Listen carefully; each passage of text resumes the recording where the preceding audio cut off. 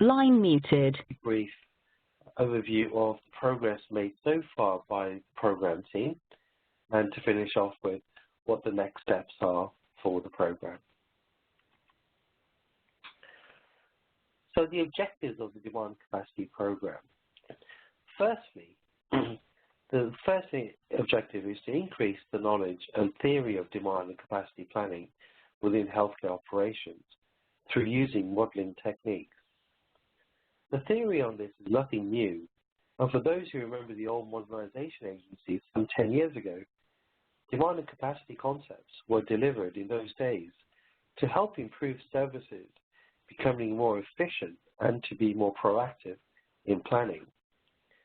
An example of this is when, about 10 years ago, the demand and capacity concepts were used to reduce waiting times in areas, mainly in diagnostics.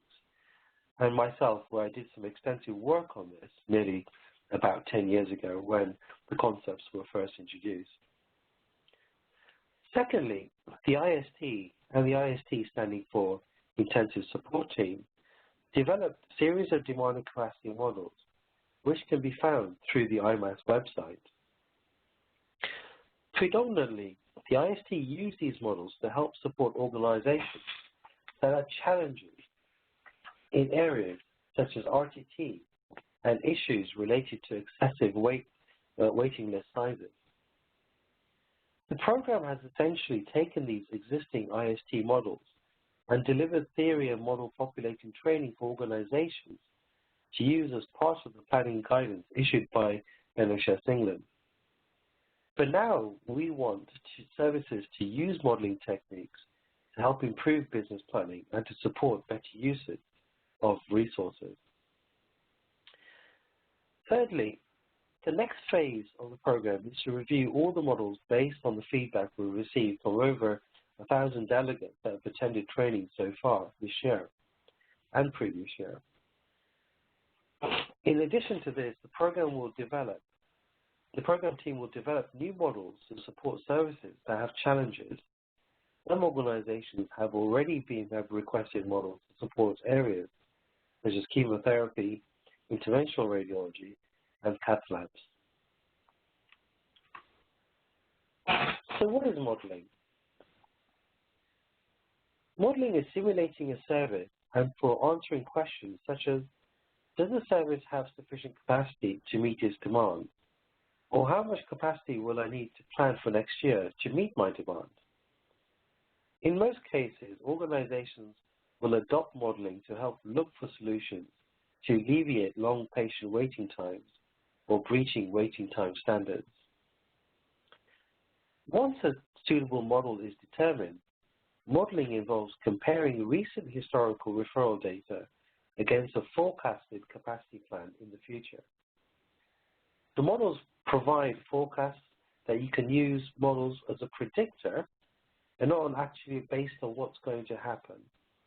And this is one of the key things we emphasize around the modeling concept. The modeling predictions and outputs will essentially help do two things. Firstly, what should I set my capacity to be to meet the variability in demand? And secondly, what should my ideal waiting list size should be for my service to deliver within the agreed waiting time period? The model outcomes should be used to promote a wider discussion within the team, especially with clinical colleagues, scheduling staff, senior managers, and commissioners. The model outcomes can help discussions with the clinical colleagues to sense check the appropriateness of the outputs towards patient care and to the delivery of patient treatments. The model outcomes can help businesses put plans together that is evidence-based and perform test pilots in some areas to learn if changes based on modeling outputs have achieved any tangible benefits.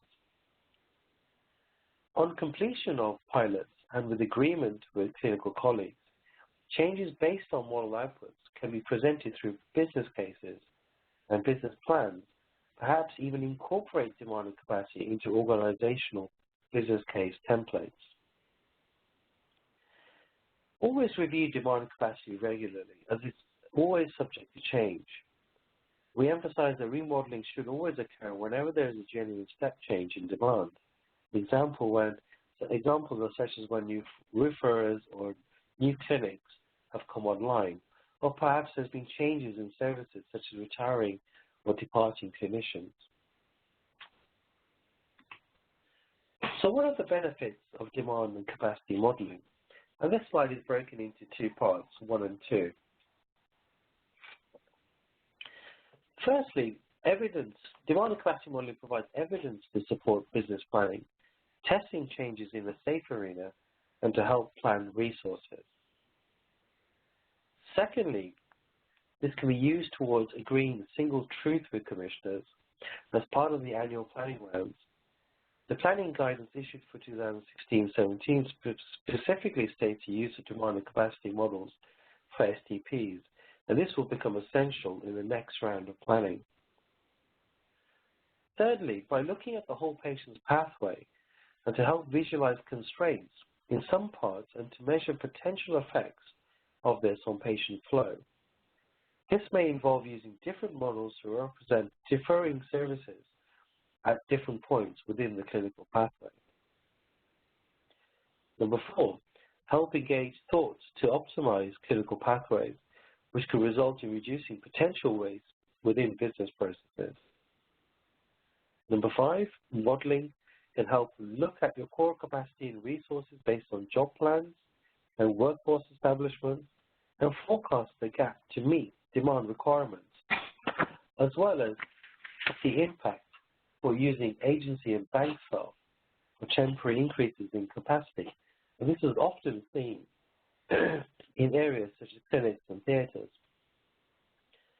Demand capacity modeling could potentially link into workforce planning tools. Possibly this could be something for the future. Number 6, help towards understanding the capability of services and to minimize unnecessary outsourcing at high cost. This is a perfect example of what happens in areas such as radiology for MRI scanners, where outsourcing is potentially used more frequently. Number 7, to help towards building action plans to ensure national waiting time standards are achieved for 18 weeks RTT and for cancer.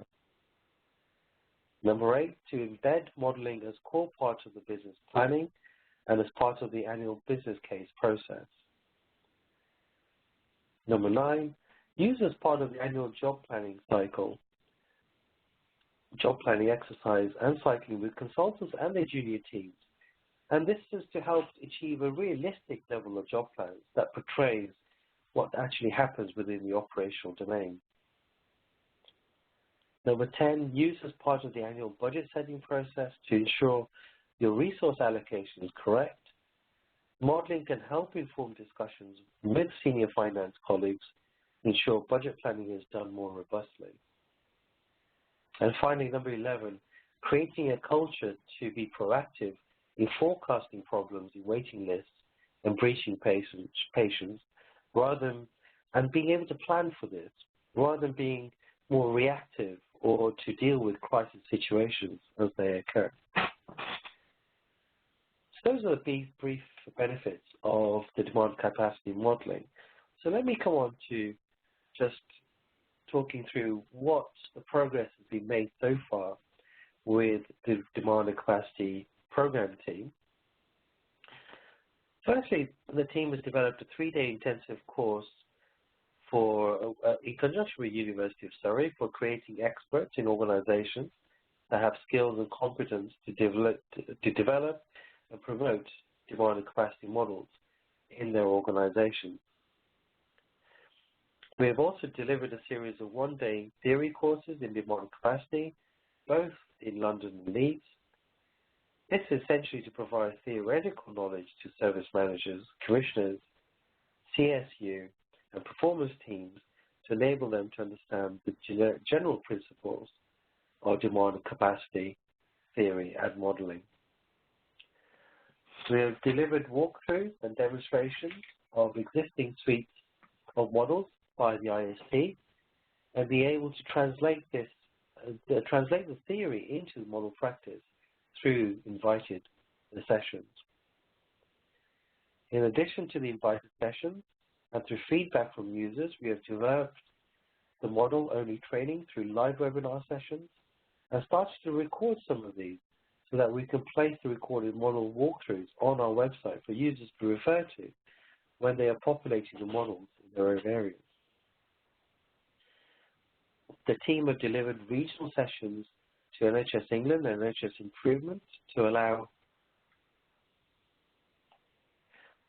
them to see the material being delivered and to providers and to let them understand how models are populated and to introduce the concepts of theory to them so they can engage much more better with staff within providers who are doing the modeling concepts.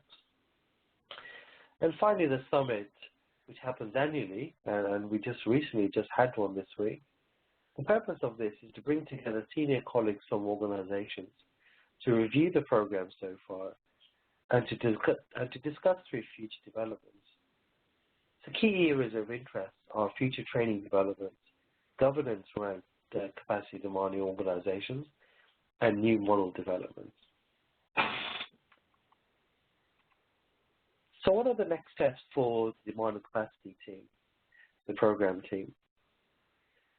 Firstly, to continue with delivering the one-day theory training in England and to build on further to the successes of the past sessions by introducing more interactive sessions within the face-to-face training agenda and engaging much more through audience participation to promote discussion. We are hoping to plan more face-to-face training sessions from January to March next year across England, and these are most likely to be based through the 3 months across London, Birmingham, and Leeds. Secondly, to further develop the 3-day Surrey course by developing the Train the Trainer program, which will essentially help develop approximately 400 experts which are trained in the theory and knowledge of demand and capacity modeling across all as majority of the provider organizations. It is intended that individuals leaving the Train the Trainer program will have skills to firstly teach theory to colleagues in organizations, secondly, to develop new models for existing and new services, thirdly, to promote the use of demand and capacity in the organization and develop governance frameworks to help embed demand and capacity into their businesses. We want to look at next year delivering model-only training through recorded webinars and continuously updated live recordings as models change and new ones become online. We want to support providers where possible troubleshooting and questions with populating the existing suite of IST models whilst we work to develop experts through the Train the Trainer program. We want to continue to support the existing suite of models and to make refinements based on user feedback. We want to develop the new models which provide increased functionality and support services in areas such as community and mental health. And there is a great demand of that at the moment coming through. And finally, through the course of next year, the team will continue to review feedback and user engagements with the demand and capacity team. And through this review process, we want to look at looking at increasing working in areas such as engaging with more clinical teams and support governance to support demand and capacity in organizations. So these are emerging topics which are coming through at the moment. So I hope that I've been able to provide you with a very, very brief overview of the demand and capacity program and the work that we have done so far and the work that we're intending to plan for next year. And at this stage, I would like to say thank you for listening to this webinar session. Line unmuted. Questions you may have, I'll be welcome to answer. Okay, thanks, Neil. We've not had any messages come in of anybody wanting to raise a question, but My colleague Deb has unmuted conference. So if anybody wants to ask a question now, then feel free. In all this pinpointing, because even if they true life when I don't know, I haven't done all the scoring yet, and I don't know whether that's likely to happen. Will you still got another orthosist that actually comes from? Okay, well, it doesn't sound like anybody wants to or has a question to ask, so we'll end the web. Sorry. Hello, sorry, I've got a question. I wasn't sure whether there was someone talking in the background and they were asking a question or doing what. My name's Paul Childs. I've used the tools extensively within a cancer setting, and I find one of the tools I think are absolutely brilliant, both the cancer ones and also endoscopy. One of the issues I find is that you can present all the data you want, but there's often quite a clinical pushback from, oh, the data's wrong. And you say, well, actually, that's the mean number of referrals you get per week, whatever. But it's, well, the data is always wrong, whatever it was, even when you prove to them it's not. I just wondered if you had any insights into how we might get over that.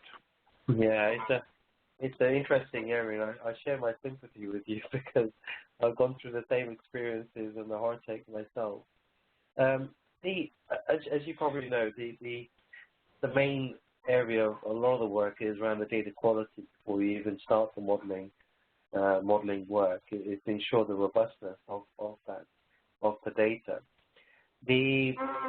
My feel is that when I did this with my clinical colleagues, I personally had a very good relationship with my clinical colleagues, and we routinely used to look at activity and trends through our business meetings. So when I presented my demand and capacity output in terms of what was happening, and this was potentially for inpatient activity, which I was doing, it was received fairly well by 80% of the audience there. But there were a small group of consultants that were sending back messages where they felt that this wasn't right, that wasn't right, you've not accounted for my annual leave, you're not accounting for my academic days, etc., etc. And I think that the take-home message was, and this was where the support of the clinical lead was very useful, and I engaged the clinical lead, and that was my divisional director, very early on in the stages of doing this work, where you're not going to get the model to provide you with 100% outcome and a resemblance of your service. You really have to take the model's outcomes with a pinch of salt. That if we base your capacity around what your job plan said in terms of your inpatient activity, presently that is going to support this level of patient throughput. Now, if there are changes to your job plans that are going to merge, absolutely we will take those on board, and we can embed that within the model and look at running a couple of scenarios of models to see what it looks like. So I think that having that support from the divisional directors was useful. My approach to a difficult, challenging area around data quality was that data quality from the organizational perspective, if you've got that right and you've got assurance from your team that this is robust enough, then to present a couple of scenarios and run-throughs with challenges from clinicians to look at what the model outputs are showing on certain scenarios. So that was the approach I took, and I think that it literally needs some kind, if you have clinical leadership around it, it can actually help your discussions more. I don't know if that's helpful at all. That certainly is. I mean, I'm an associate, so I go in and work with a number of different organisations. So in many instances, the individual clinical, the individual consultants don't know me, but I'm an external person coming in to help them. And I guess a lot of the things you've said around the, which I guess can be put into the, well, I'm different sort of, you know, my practice is different, which is why this doesn't work for us. I mean, I guess you're right. It's about overcoming that. And the issues you were saying about the job plans, that's another kettle of fish altogether. But that's been really helpful. Thank you. Good. Thanks very much. Okay. Any more questions? if procurement decides to take that money out, would that? Yeah, we've got a bit of background noise on the line, so that might be a bit distracting. Any more questions from anyone? Anil, could I ask, have you developed specific tools for specific purposes that are sort of templates, as it were, that can be used by organisations? No, we've not done anything like that yet. We've just simply taken the IST model suite for now. The work that happened majority this year was simply to throw out a lot of theory and concepts for on-demand capacity. And these suites of models which the IST have used, and my understanding is that these model suites were used predominantly where trusts had major problems and where the IST actually went into those trusts and worked with them. So we've just taken these suites of models at the moment and just promoting them and showing how theories can be translated into the modeling side. I think going next year, what we want to do is to work more closely with certain providers to develop and refine the suite of models. At the moment, even through when I do the model-only demonstrations, I receive a lot of feedback and queries around populating these models, and we're just collating all that information, and that's helping us to do a review process of the existing suite. But we are going to be doing more models around some emerging areas, like especially around mental health community. The idea is that we don't want to be creating models specifically for organizations, because what the program wants to do is to deliver the skills and theory into those areas so the organization themselves can look at developing models themselves. And we want to set the infrastructure there for them and the support mechanisms for them. But ideally, organizations themselves should develop the models. That models should be developed in conjunction with a wider stakeholder group, such as clinicians, service managers, performance analysts, and perhaps even having some leadership at senior level as well. And so that's where the program is going. And this program is only temporary. So once everything is out there in the provider world, then at some point, the whole program will come to an end. Thank you very much. Anil, it's Paul Childs. Can I just add on to that? I mean, I think one of the bits where I've used it that's been extremely helpful has been around extending it and sharing it with commissioners as well. I mean, I know that every year providers go through the same old contracting. Why do you need to put more activity into the pot? And commissioners in many instances not particularly wanting to do that. What I've found is by sharing the models with them, talking them through it with them, and saying this is what the model is showing, so that when they say, oh yeah, but we're only seeing a 2% increase in whatever, and you can say, but actually it's 20% or whatever. I say to them, look, here's the model, pick it apart. Let's go through it, but trying to get to that point of having it as almost the undisputable facts of the situation, rather than people's gut feeling about what they feel should be happening. I mean, I've been promoting it quite a lot, as I say, in a number of areas I've gone into, and they've not heard of the IST tools or whatever, but have actually embraced them when that's happened. And if there's a way in which I could work with you to do more of that, I'd be more than happy. Oh, absolutely. And I think that's even through the training sessions that we've delivered so far, the key message we've been driving to provide organizations that this work should always be done in partnership with commissioners. Because the whole idea, and of course we want to deliver the theory concepts to commissioners as well, so they understand that what the provider is doing and what are their models doing. Because one of the things that we know is that if this is done in isolation or done by providers in silo groups and not in conjunction with various stakeholders, including commissioners, then you're not going to actually lead on any of the outcomes that come from the model. So I totally agree with you, and we want to do more of that, because the idea is that if the commissioners understand what demand capacity is about, and what the modelling concept is about, then when providers also have that, they can come together nicely.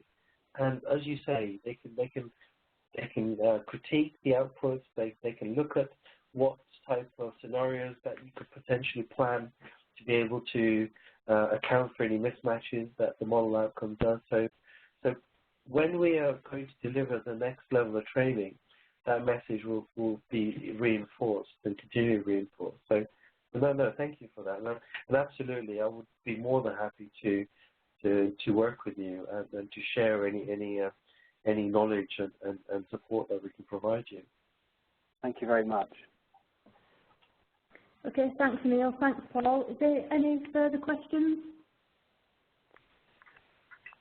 No? Okay, on that note, if there isn't, then I'd like to thank Neil for his time, his presentation. That was really interesting, and thanks for everybody that's dialed in, and I hope you found it useful.